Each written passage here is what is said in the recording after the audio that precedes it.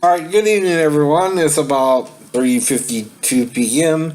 It's November 6th, 2017. Today I want to talk to you about looking but not touching, right? And how some people would view things differently than others, right? Now, for instance, if my stepdaughter came into the living room to me in either situation, from my point of view, I'll wake up with her vagina in my face, right? Because she was in her underwear and t-shirt, right? Probably, right? Hypothetically, right?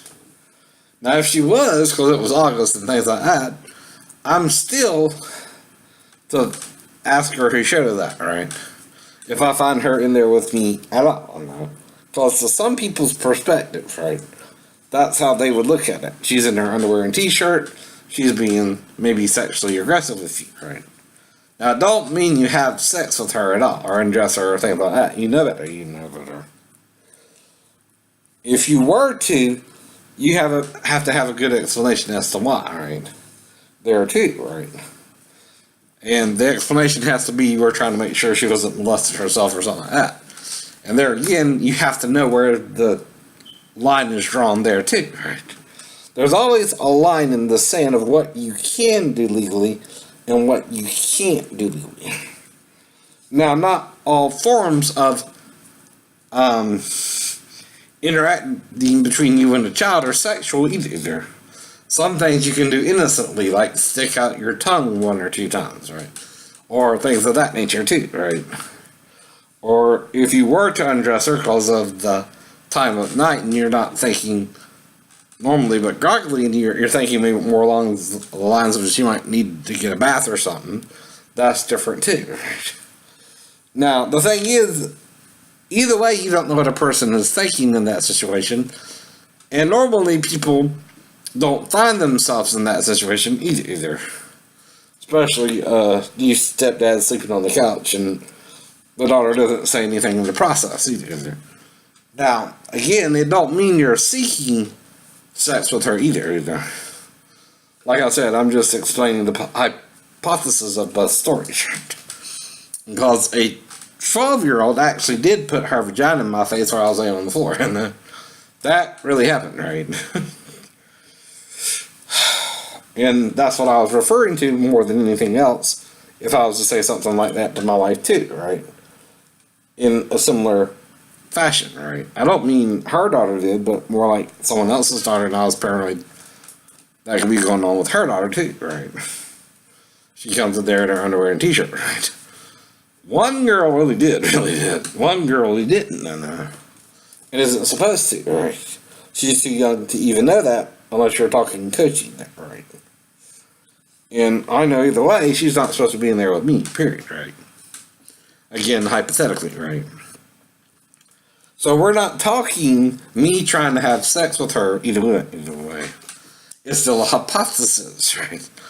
Based upon no proof of any contact between me and the child legally, unless you're talking entrapment and things of that nature, where the, again, person is trying to make it because of gender, either way, male or female dominant, as well, which can confuse a person as well, right? Now, anyone can be molested, male or female. And anyone can be confused by such behavior too, right? But do you go too far? No, you never do. You never do. You don't render evil for evil or violence for violence if you know better, right? And like I said, there's a difference in the character of the person too, right? You can tell if something's really sexual or not too, by the attitude of the person involved, right? Or the two people involved, right? And either way, if the child was to name her grandma, does that seem something like she should associate it with her new stepdad anyway, if she were to do something like that? No. Or her grandma, right? Either one would be weird. If the man was undressed in front of her and she said, "Grandma showed her that," that's not normal response to undressing in front of your stepdaughter. To say grandma. Whole point there, right? No one would. It never happened, right? That's why Daphne said that to the police department. Not me, her. She's the viable witness. Even though she had half a brain, that's half more than I had. I'm dealing with paranoid schizophrenia, right? Because of paranoia, right? Right. Real or imaginary. Sometimes it might be more imaginary than real, but if I was feeling isolated on my ship and confused by Christian Fellowship Church, then I wasn't quite myself the whole time either. I was having problems developing properly, right? In the Navy too, right? Now that's when the onslaught of the mental illness came on too, around the time I met my ex-wife. Right? So that's not, we're still on her, right? More than me, right? But looking and not touching means some people would see it as one way and the other. But depending on your viewpoint, right, depends on the interaction there too. If it's really something sexual or not itself. And it depends on if the child herself that felt physically threatened, right? At the same time, right? If she felt safe enough to relate it to her grandma, right, probably wasn't that bad, right? Anyway. And you ain't got nothing to worry about either way. But if she was to wake up, if I was to wake up with her there in front of me, right? In any degree, and she's supposed to be in there with her mom, right? Or go straight back and forth from the bathroom to the bedroom from which she came, right? If she was going to the bathroom or something, hypothetically.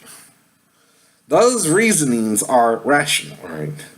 Interaction to a point if you've been around molestation yourself and you're not sure what's going on, right? I was around 3 cases of molestation, including my own, right? Groping by my pastor, right? So yeah, maybe I was a little confused or not, right? But if I was interacting with her, there were reasons beyond a 30-second or minute video. You can't just show someone a video that only shows some detail of a possible encounter with someone anyway. And you gotta show the whole video if you were to show it anyway. And you can't edit it or splice it or stuff like that either. And now technology is increasing. They can make people look like the Hulk, right? Whereas Lou Ferrigno had to put green paint on his body, right? To be the Hulk. Now all you need is computer animation, right? That's the problem there too, right?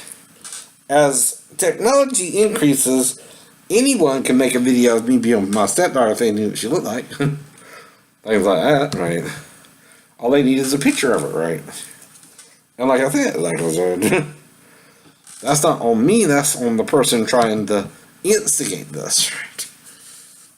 So again, that's part of the problem as well. But my mama taught me you gotta make sure what's going on is legit on both sides, right? That's why I would see if she would let me do certain things, but know where to stop too, right? In a moment of grogginess as well, if I wasn't thinking clearly myself for a few seconds, right? And then snapped out of it in time too, right? See, a blatant sexual act as where one's not interacting with the child at all is where you go to actually touch her on her vagina. It's straight there, right? You know, a person trying to molest a child goes straight for the vagina or pussy, right? Or dick if it's a boy, or penis or whatever, right? Or the butt, right? Like Pastor Davis did with me, right? Now that's how you know if someone is making a sexual advancements towards you because they're doing something not normally seen, but you still don't know how to properly deal with it either. And that's the point there too, right? You don't know whether to hit him or not because you're in his church with about 700 people there too, right? You don't know whether to call the police because if you do, will they believe your story? You don't know whether to tell the Navy because you don't know if they'll believe you, right? And that's one of the catch-22s you're in, normally in a workspace or a church or something like that when you're touched that way, right? And reasons for it are what? The pastor's been doing it to other boys, right? Or me. And that's part of the problem too, right? And that was confirmed by 2020, right? So, like I said, I know I would have a reason to do certain activity with her as long as it's not too forward, right? And I don't actually touch her sexual body part, right? And I've only licked grown ass women, no children. Period. Period. You don't lick the vagina. You see if she will let you simulate it, which is not the same as touching it either. You don't really touch it. Even if you're a centimeter to a millimeter off, you're doing that for a possible camera, right? Yourself, because they're not supposed to be recording something like that, right? Or setting you up for it either. No one can. No one can. I don't care if you're a captain or an admiral or whatever. I don't care if you're a 5-star admiral or a 5-star general. You cannot set your person with mental illness up with a 4-year-old and see if they'll do something, right? That's just insane. That's crazier than the mental ill person in the first place can even cope with normally, right? Normally a person couldn't even really cope with that, mentally ill or not, right? Where the child's interacting with him unusually, right? But if I were able to, that would mean I would fall off the mental illness, even if it temporarily took me over or something like that too, right? Though I didn't go too far with it either. Whatever the problem would have been one of the nights, before I could move back to base anyway, after the fight, which is normally what you do when you're fighting with your ex-wife, who is then my current wife, and then wife, right? Who I knew by her odd behavior was getting rid of me. Let's just put it bluntly. And I didn't want her to have to kill me and do anything with her daughter anyway. She wanted to do that either. You know what I mean? Because I know that wouldn't go over well with me either way. And as long as I don't touch the vagina, I'm fine. I can get so close, right? But not touch it. The behavior has to be proven beyond all reasonable doubt, right? If I'm really trying to have sex with her, or seeing if she will allow me certain liberties, her mother's supposed to prep her for anyway. That's the point there too, right? When you prep your child, because your husband is mentally ill technically, you gotta play by the rule books yourself. You can't put it all on a mentally ill person who's suffering with a mental illness anyway and hearing voices, right? No telling what voices will pop through his head, including sexual thoughts, including normal thoughts, including a bunch of thoughts, right? I know. All at once, too.